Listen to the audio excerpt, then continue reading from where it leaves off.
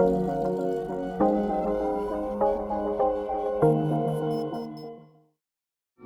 of me. Why not take all of me? Aujourd'hui, je voudrais vous parler de l'accès à un truc non essentiel. La culture. Alors, qu'est-ce que c'est quoi? Selon l'UNESCO, c'est l'Organisation des Nations Unies pour l'éducation, la science et la culture. La culture, c'est l'ensemble des traits distinctifs, spirituels et matériels, intellectuels et affectifs, qui caractérisent une société ou un groupe social. Ça englobe les arts et les lettres, mais aussi les modes de vie, les droits fondamentaux de l'être humain, le système de valeurs, les traditions et les croyances. Oui, l'UNESCO, ce serait pour inscrire la salle à dollars au patrimoine mondial, s'il vous plaît. Ça vient des Ardennes. Si, les Ardennes, ça existe. La définition de l'UNESCO, c'est celle de la culture collective. Mais c'est pas celle-là qui nous intéresse. En 1952, les anthropologues Alfred Grober et Clyde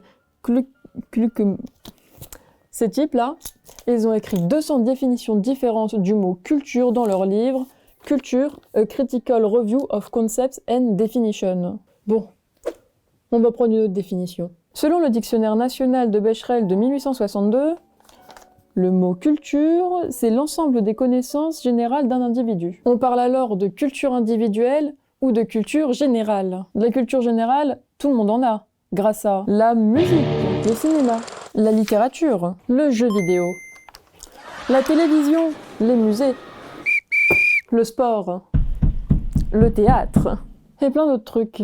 Mais le problème, c'est que tout le monde n'a pas accès à la culture de la même manière. Espèce de bolos, avec Internet, maintenant, tout le monde peut se culturer. Je crois que tu n'as pas la fibre à tous les étages. Parlons d'abord d'argent.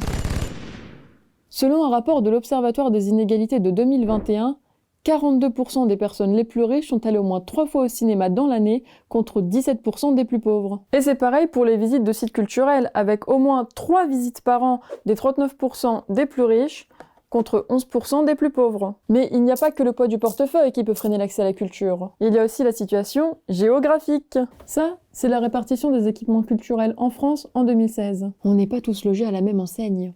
Oh, j'ai fait 3 musées différents cette semaine. Mais quoi ? Selon le sociologue Olivier Donat, la plus grande barrière à l'accès à la culture, elle est socioculturelle. Ça veut dire quoi, socioculturel? C'est par exemple le fait d'avoir été habitué dès l'enfance à avoir des livres chez soi, le fait d'avoir fréquenté l'école assez longtemps, voire même l'université.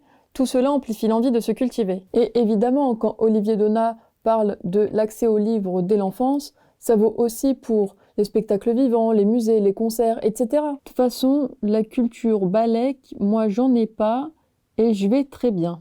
Selon un rapport de la Cultural Learning Alliance, qui contient des dizaines d'études sur le sujet, l'accès à des activités culturelles permet d'augmenter ses capacités cognitives de 17%, d'avoir de meilleurs résultats scolaires, de multiplier par 3 ses chances d'obtenir un diplôme, d'améliorer les chances d'obtenir un emploi stable, d'augmenter fortement ses chances d'être en bonne santé. Ah bah super, moi j'habite dans un trou paumé, j'ai pas de boulot, je peux rien faire du coup.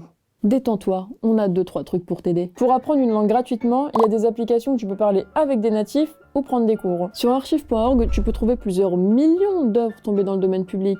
Des films, des livres, de la musique, des audiobooks, des articles de presse et des jeux vidéo. Si t'as des musées dans ta ville ou ton village, la plupart d'entre eux sont aussi gratuits pour les habitants. Et au passage, il y a énormément de lieux culturels qui proposent des tarifs réduits, voire la gratuité pour les étudiants, les bénéficiaires du RSA, les demandeurs d'emploi ou même les seniors. Si jamais tu bénéficies d'un accompagnement à la mission locale par exemple, n'hésite surtout pas à demander à ton conseiller des places Culture du Cœur.